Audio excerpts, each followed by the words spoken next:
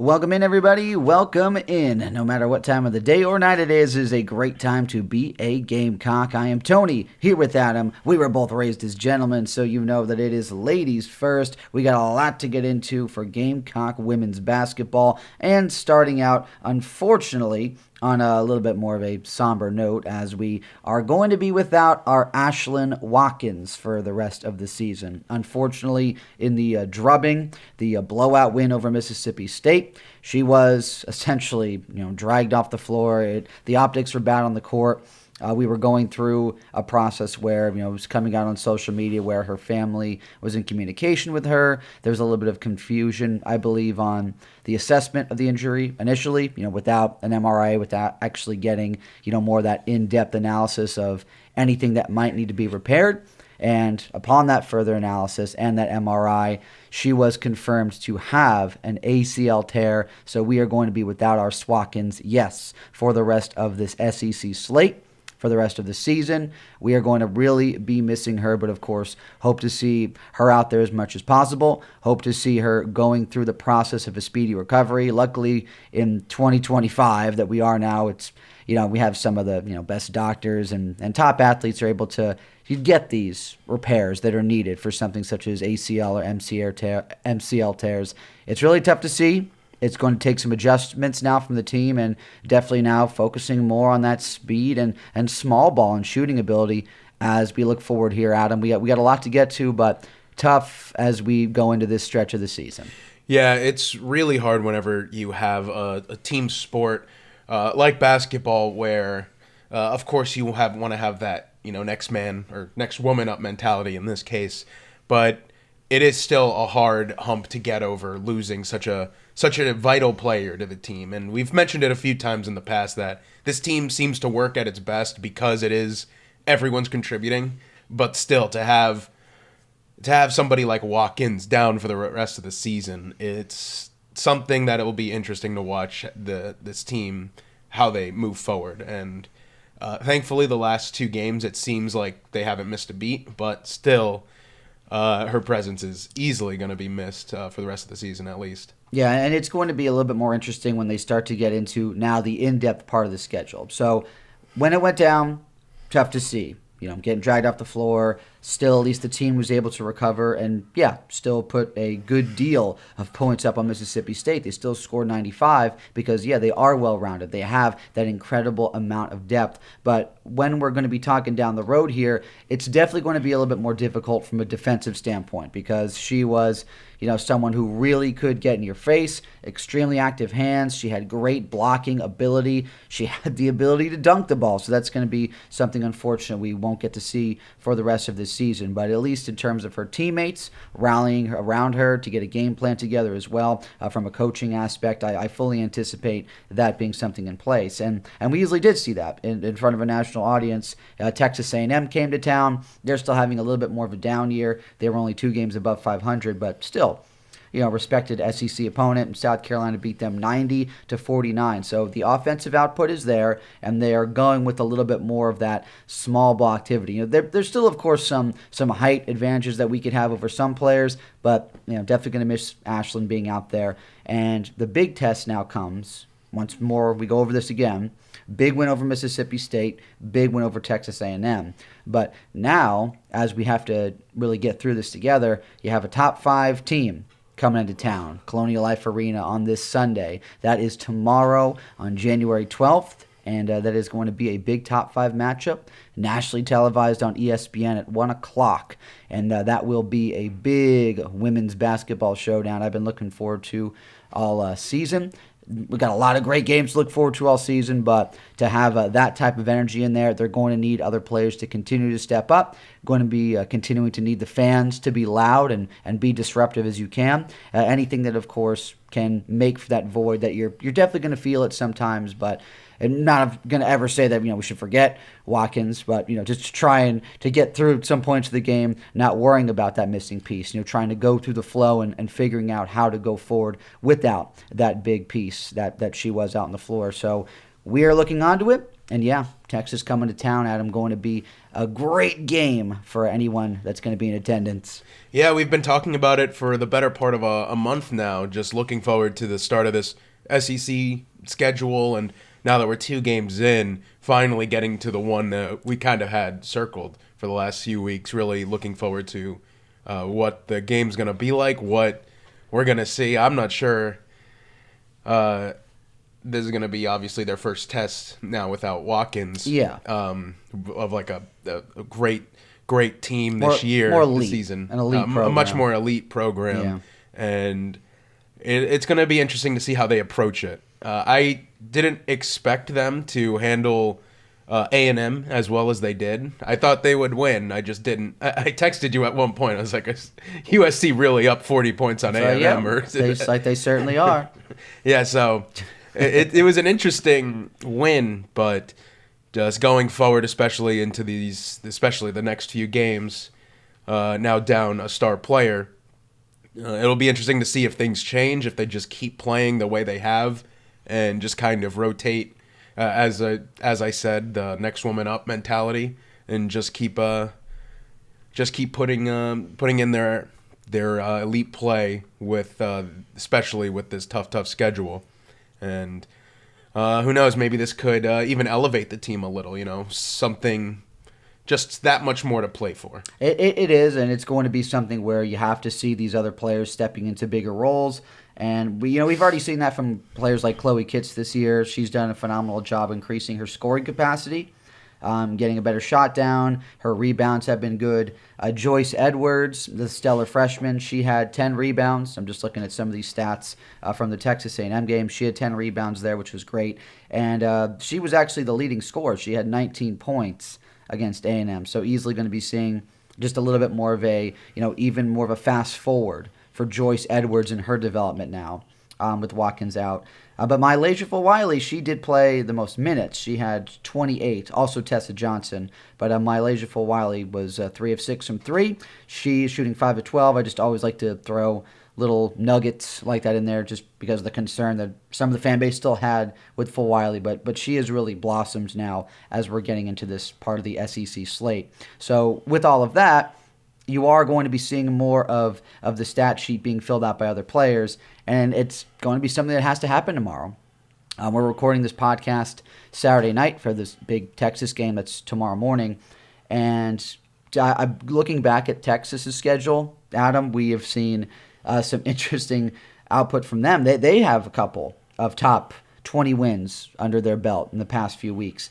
They overcame Oklahoma on the road. They beat them by 7 points, and that they were ranked 9th at the time. And they hosted Alabama. And granted, Alabama dropped a little bit in the rankings, but Alabama was still ranked 18th at this time, and they beat them by 40 points. Yeah, it's not going to be a cakewalk by any means against Texas, unless they just again have an amazing mistake-free game, but this is definitely one that comes with a little bit more pressure. This is definitely going to be one for those that aren't tuning into some NFL football until maybe later in the day, or whatever else you might be watching. A lot of people just flip on ESPN for the heck of it. This is definitely going to be a big marquee matchup, and you love it, and you're going to, because you're going to get a lot of these incredible SEC games, as we talked about already before. SEC, it's going to be the best conference in women's basketball. I don't see that changing up at all throughout the season, just because of how much just overall talent that the players have, the achievements that have already been in place, and just the upper echelon of teams in the conference, like South Carolina, like Texas. Even Oklahoma has a chance to bounce back. LSU and Tennessee, not leaving out many other teams. There's still some other teams that could rise above a little more. But it will be a grind. It will be a battle, and this is going to be that first big test. But one big thing, said it before too, that crowd noise. I'm really hoping that it's going to be a sellout tomorrow, and everyone is really going to put their best foot forward as a fan, make that noise, and make the presence felt for not just games like this, but looking down the road, games like LSU and UConn as well.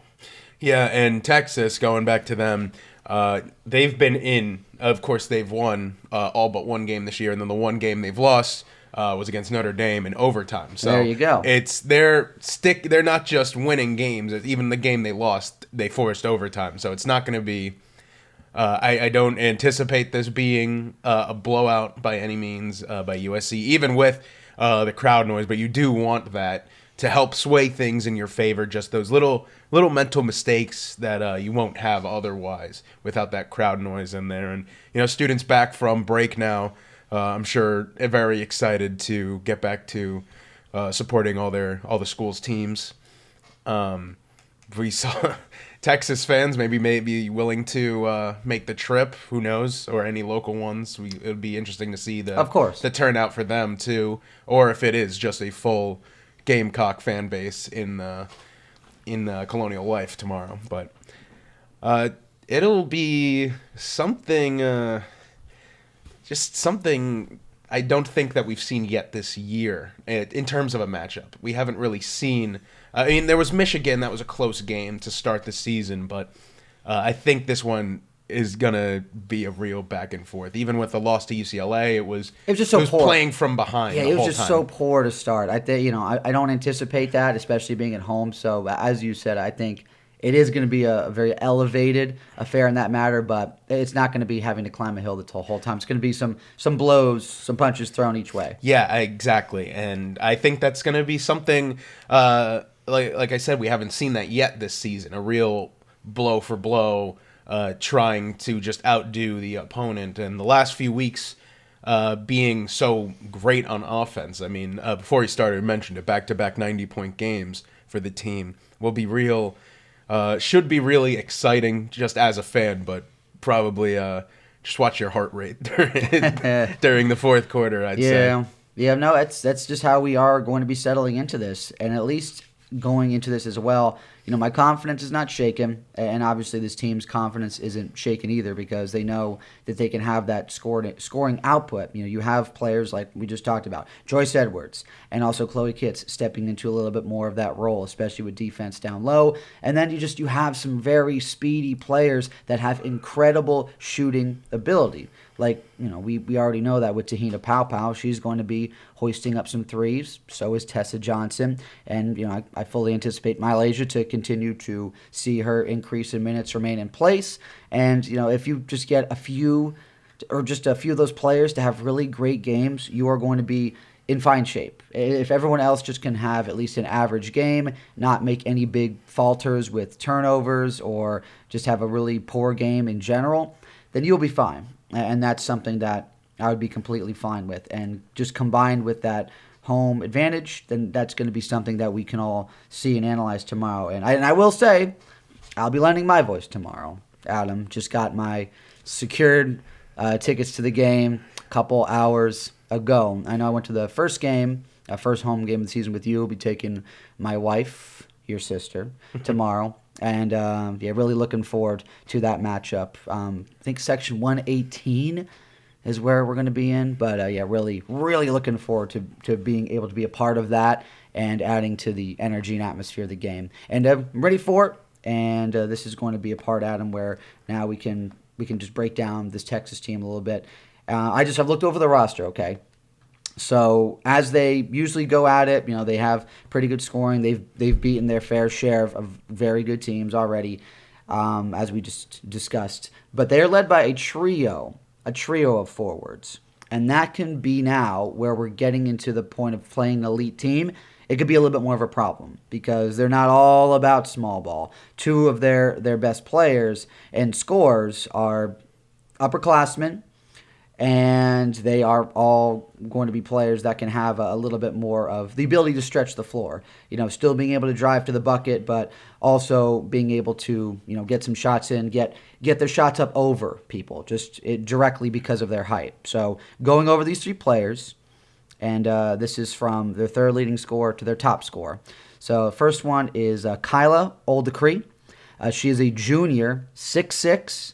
Borderline could be a center. If Texas ran things differently with her height at 6'6", and she's putting in 11 points a game and 7 rebounds. She is going to be a little bit more of a force, and she could definitely be a bit more of that mismatch to watch. So watch out for Kyla tomorrow. Definitely need to watch out for her, junior. Then Taylor Jones, their second leading scorer, at 12 points a game and 7 rebounds for her. She is 6'4", and she's got that senior leadership. So Miss Taylor Jones is definitely going to be one they have to lock down. And then the one, of course, a little bit more worrisome, she's had some very good scoring outputs this year, is Madison Booker, sophomore, stellar sophomore. Madison Booker hails from Mississippi, but she's, of course, doing a great job for the Longhorns, and she's been chipping in 15 points a game, but has outpaced that number in some of these bigger ranked matchups as of recent. So they're just going to have a really solid roster overall, but those 3 top scorers all being over 6 feet, all being forwards, that could definitely end up posing a problem for us a little bit. But if we could outspeed them, if we could focus a little bit more on steals and not letting them get up as many shots, try to be able to be in better position for offensive and defensive rebounds, I think they'll be able to get it done. But definitely going to be a challenge. Yeah, I'm still really worried to see how this team responds to the height disadvantage. We haven't had a true test of it since UCLA, and I would pretty much. And there's really no way to gauge how you're going to play somebody bigger than you until it actually, the game tips off. So how they respond, how they game plan around it, it's going to, obviously you can't just ignore strengths, but it'll be something to watch for, to keep an eye on how they try and overcome this. Because if it's another situation like UCLA where they just never get over that height disadvantage, this game can get out of hand real quick. And you don't want that. And I would hate to see that early. It just comes out to making sure that you are punching them in the mouth early, that you are showcasing more of that ability to get to the bucket, but you are just taking better shots, that you don't have that poor shot selection, that you use the glass when you want, don't take off-balance shots, even if you're trying to get around some of these bigger players as they're defending you that are, averaging closer to 6'4", or 6'5", or 6'6". It's just going to be something to have to gauge and try to game plan better. And one thing with that UCLA loss, and this is just something that we can refer to because you have to learn from your losses. You have to keep looking back on things as you go throughout a season. You can't dwell on it. You couldn't dwell on a loss, and seemingly that loss to UCLA definitely helped still light a fire under them because they really haven't had too many bad slow starts, or at least slow starts where I wasn't confident they can come back. Like Mississippi State, slow start, but they came back just fine. I'd never had my confidence shaken that they were able to make up that deficit. Watkins went down, and they were still able to make things up just because of the ability that they have to score in bunches, and that basketball is a game of ebbs and flows, and you take advantage of those vibes in a positive way when you're on runs. And that's just what basketball is, especially in quarters. You can just get these really fast-paced runs in basketball in these tightly bound up quarters. And they could be over in the blink of an eye. Sometimes you see yourself up 5 points. You have a couple bad turnovers, a couple of those good vibes go to the other team, and you could be down 5 before you know it. So it's just something you have to try to keep in your favor. And as we go over this, being at home definitely can help in that regard. Yeah, we were texting the other day during the Mississippi State game, and I was a little worried about the slow starts returning down, obviously, after the first quarter. And then by the fourth, we're blowing them out. And then you texted me something along the lines of, there's no bigger game of vibes than basketball. And you can really ride a run to a huge advantage and eventually a win, which is what happened in the Mississippi State game. So it will be a huge point of emphasis to get on those runs if the opportunity's there, of course. But that is something you really, really have to hope for against Texas. Just taking advantage. If you can get, an 8-0 run, a 10-0 run randomly, that'll be obviously huge. That adds up real fast, and it can shift the entire feeling of a game, because once it feels like it's a blowout, it's going to be really hard for the other team to overcome that and just try to chip away at it. Yeah, and you want to hear those cheers as much as possible. You want to get the sandstorm going as much as possible in Colonial Life Arena. Get those towels waving, and that's something that would be really, really great to see. And hopefully a lot of people, the nation will get to capture a lot of that, and a good handful of folks will be tuning into ESPN for that earlier game because that's at 1. And, even as we look into tomorrow, the better, to be fair, the better playoff games are going to be later in the day anyway, with the Eagles and Packers. And then, of course, the big one that we've been talking about too with Tampa Bay and Washington. So that's gonna be a really fun slate later tomorrow. Which is again one reason I'm perfectly fine, and luckily been able to get out to that game because with me being an Eagles fan, I can enjoy the game, even if there's a little traffic getting home. That's not till 4:30. And Dawn Staley definitely will share my sentiment with that as well. She might be trying to hustle out of there after the game because she's a big Eagles fan. I'm hopeful to be wearing an Eagles jersey, same as her tomorrow, or maybe something similar, because usually that's something that I love that she does in the playoffs and around this time when if Philly's in it, she usually will dress in her Eagles garb. On the side of the court, which is fantastic. Yeah, it'd be funny to see if somehow it happened, the reaction of a Panthers-Eagles playoff game, and see the reaction of the crowd to her wearing an Eagles jersey. But what can you do? I mean, the Panthers still do. I know they have a lot of fans in hiding now. They had a lot of positive influence. The Cam Newton years were great, but they've definitely been a fan base that's been patient to try and come back. You, obviously, as a Jets fan, just in that football sense, very patient to try and come back, but quickly growing impatient. I know, dude. It's tough sometimes, but when you go through those struggles, but I just do like that from her to still support your teams where she grew up and your roots, and the same thing that you do. I'm from PA and Eastern Side, always true bleed green for the Eagles, and you always bleed green for your Jets. That's one thing it's fine being a fan of teams from other areas, or you adopt it, but just love that camaraderie and that atmosphere that you get when you can have just that fellow fans around you. You see the impact that it has on people around you and communities, especially in a host city, and that could be in the college levels too, because South Carolina has done an incredible job connecting with their fans. Football, yes, but women's basketball too, with the growth of the program. So it's just all great stuff. Just more of the lopping on of positivity and reasons to love sports. I've noticed there is an abnormal amount of Eagles fans down here, like an insane amount. Even today, we were out and about, and you said "Go Birds" to about 3 different people in different locations. There's a lot of stores, a lot of Birds fans around here being so far away. Could be. I want to say that they're just Jets fans in hiding, kind of like Panthers fans. maybe just might be hiding. Too far removed from my team, but up north. It's a mix. You're going to see a mix here, especially. I mean, you're going to get transplants too, but yeah, it's just tough when you live in a city where you don't have that NFL franchise. Like, yeah, you have the Carolina Panthers. There are definitely Panthers fans around. I've seen Panthers sweatshirts and jerseys, the whole 9 yards. But at least as of frequently, especially going into this postseason, a lot of Eagles gear. I've seen it for the past few years that I've lived in South Carolina, which is just awesome to see. People that either just like the team because they like the team, or people that happen to move down here from Pennsylvania or New York or Jersey. And it is nice to connect with those fans. Steelers too. Eagles and Steelers, I would say I've seen the most from NFL teams just overall, between like where we are in Irmo and then even some other parts of Columbia.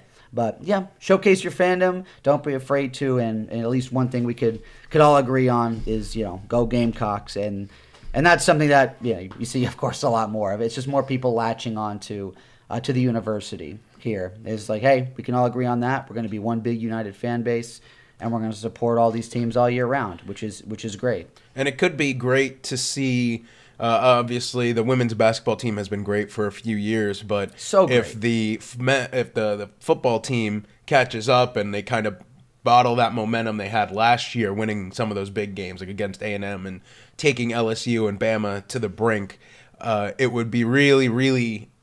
It would be an incredible golden age if that South Carolina football team and the women's basketball team are in these positions to be chasing championships. It would be a wonderful time to be a student. I remember just before I went to Penn State, it would be in your era, Penn State was still kind of struggling, kind of 7-5 team every year. And then I get there the year after 2016 with that return to glory, and the wrestling team obviously always being great in the 2010s and really yeah. being able to enjoy the feeling of being a student during such a successful time for their sports. Of course. And then the rise of the hockey team and the Big Ten Hockey title too, there.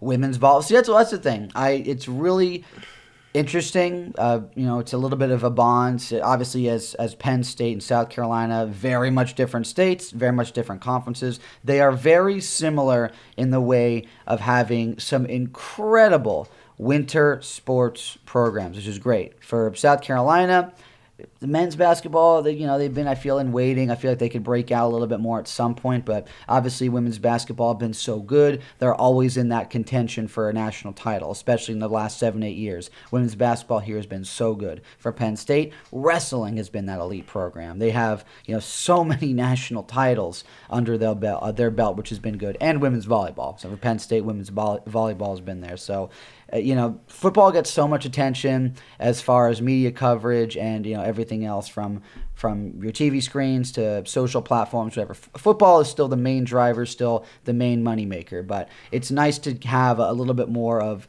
these winter sports that aren't just men's basketball getting pushed to the forefront a little bit more. Again, like our alma mater with wrestling and volleyball. And then, and here with women's basketball. And to see more national coverage growing with these sports because of just how passionate fans are of more of these sports that were, you could say, on the side, sidekick sports. But now they're getting national coverage. They're out there getting incredible viewership ratings just like anything else. Reference, again, going back to the women's basketball championship against Iowa. Almost over 18 million people watching that game. I love it, and I just really want to see more of players starting to become more household names. We went through a lot of it with Caitlin Clark.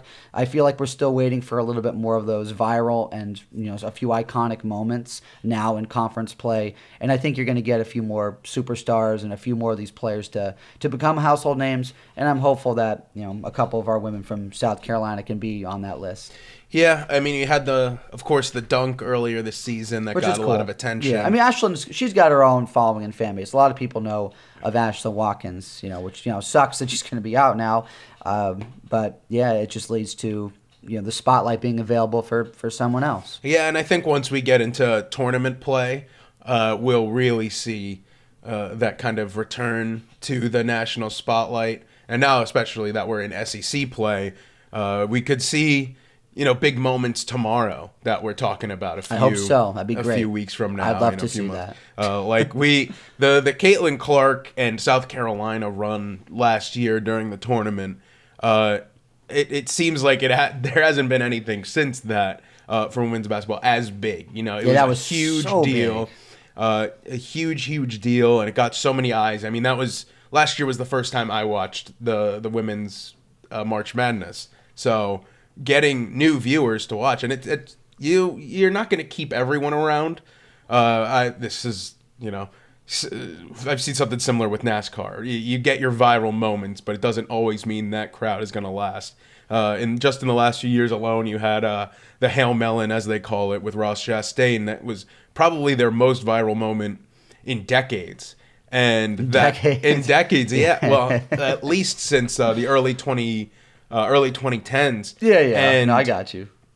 And that didn't translate to permanent ratings boost. Atlanta, that 3-wide finish was everywhere and still talked about today, and that didn't lead to a huge ratings boost. There was an increase, but it was not what obviously NASCAR wants to see, what even fans want to see. It's flash in the pan things that you're going to get across a wide variety of sports. Yeah, and long seasons, long off seasons, such like that will contribute, because if you have let's say you have a famous play in the finals, the March Madness tournament. Yes, of course. If you have a final play, like game winner, you get people watching, and then you have this whole off season, and the energy might die off before the next season. So you're obviously not going to retain everybody. But to keep people watching, which it seems like women's basketball has, it has kept that interest that this USC team has contributed to. Caitlin Clark, of course, her stardom in her final season. It's really kept eyes on, and it feels like I'm seeing so many more not just people talking about it, but outlets, like news outlets talking about college women's basketball. And it's really good to see when you're watching a sport that deserves to have eyes on it, finally get eyes on it. That's right. And that's just going to be something that you're only going to continue to get when you have the ability to get these broadcasts and these streams out to folks so they could actually appreciate more of the women's game and just keep giving it a chance. And that's the thing. Some people just straight up don't give women's sports a chance. And you are going to miss a lot of those great moments. But, South Carolina is no stranger to that, and our women's team has their own incredible contingent of a fan base already. It's just a matter of, getting just more of those random folks out there that, might even consider themselves sports junkies, but don't give the women's game as much attention as it deserves. So that's going to be something that we go into now with all of this in-depth slate coming up, the meat of the schedule, all these ranked teams coming up as you look further down, with Oklahoma that could still bounce back, with LSU, with UConn down the road, with Tennessee, that game on the road could be very much be tricky, and, going on the road to Texas.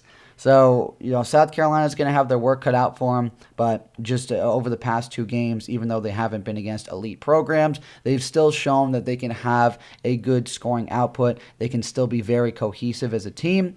I fully anticipate that to be on display tomorrow with a great home crowd. And just going into that prediction against Texas, with the back and forth flow, it's going to be tough, but I am going to say going into that game, I'm going to give them, I feel like, a safe 6-point edge is what I would say. I'm going to predict for other game against Texas tomorrow. 6-point victory over the Longhorns. I said earlier that you might just want to watch your heart rate during the fourth quarter, and I think that's going to go right down to the wire. I'll be calling for 3 points. Single possession victory. Very close. Nice, entertaining, possible good day for the ratings to have a close match like that with 2 of the sport's most elite teams. I think it lives up to the hype. I think the crowd is going to be really into it all game. Might even get a bit exhausting at points when you have back and forth matches like that. Even, you're not the one running up and down the court, but as a fan, it can get very draining. As we've seen at our times at football games, just staying in it all 4 quarters takes a lot out of you. And I think it's gonna take a lot out of the crowd tomorrow, but in a good way. Single possession victory, and Texas kind of holds on to that keeping themselves in every single game mantra that they've had so far this year. Yeah, no surprise if that's what happens, and it will be definitely keeping us on the edge of our seats tomorrow. And please, I urge you, anyone I assume that does listen to us with these podcasts obviously would be choosing this game over the Broncos and Bills. No offense to Broncos and Bills fans. Full offense to Bills fans. For you, for you, of course. Yeah, not the most intriguing overall playoff game matchup. Could still end up being a great game, but I'm hoping the ratings for this, Texas-South Carolina matchup are great, as top 5 matchups always deserve to be in the basketball spectrum. So we will see what goes on tomorrow at Colonial Life Arena, 1 o'clock ESPN. That is Sunday, January 12th, tomorrow. I'm excited to be there. Adam, it's been great discussing things with you this evening. And we are going to be having more updates, of course, on South Carolina women's basketball here on the Northern South Podcast Network, and we're eventually and very soon going to be diving into the Palmetto Pit Stop, which is, I know you get in the little NASCAR quips when you can. Also huge here in the Carolinas, and we're going to be giving our takes and thoughts on the upcoming NASCAR season, the ins and outs of that, and see how that season works to progress. Again, Northern South Podcast Network, a very odd and probably only unique mix of women's basketball and NASCAR, 2 separate podcasts, both on the same platform. Probably the only one that you could find. Yeah, I'm very excited. We were able to pick this podcast up, to cover the full season of South Carolina women's basketball. NASCAR we picked up just before the playoffs, that race at Michigan. Just got us warmed up. Yeah, got us warmed up for the full season ahead, where your guy, Tyler Reddick, took home that win. Ironically enough, his birthday today. That's right. I forgot that. Yeah, he's a day after Vanessa. Okay. Yep. Tyler Reddick's birthday today. Ironic, as we mentioned, our first our first episode of that podcast. So it's going to be interesting to see how it compares, coming in quarter left of the season to go versus our full coverage of the 2025 season. Rule changes coming up that we'll have to talk about. New drivers, new cars, new teams. See if we're getting anywhere with that with that lawsuit between 2311 Front Row and NASCAR themselves. But that's all for discussion on our soon to be returning Palmetto Pit Stop podcast. As Tony said, same channel here, very unique mix, but I think that's what makes it all the better. That's right. It certainly is. Yeah, your best hub for women's basketball in South Carolina, and eventually more NASCAR news and updates. So thank you again for everyone who made it to this point. Please, I urge you, please like and subscribe here on YouTube. It's only going to help us eventually expand to other platforms, and very soon, as we now start to get our plans together, going towards the late winter and early spring is when we really want to start to ramp things up and actually start to get videos posted here and have a video / audio podcast platform as we look down the road. So appreciate you being here. Continue to, again, like, subscribe, comment, all that jazz, and we will be having a lot more content to come your way. I'm Tony, here with Adam. This has been Ladies First, as we are raised, and we were raised as gentlemen. And you know what? We'll see you next time.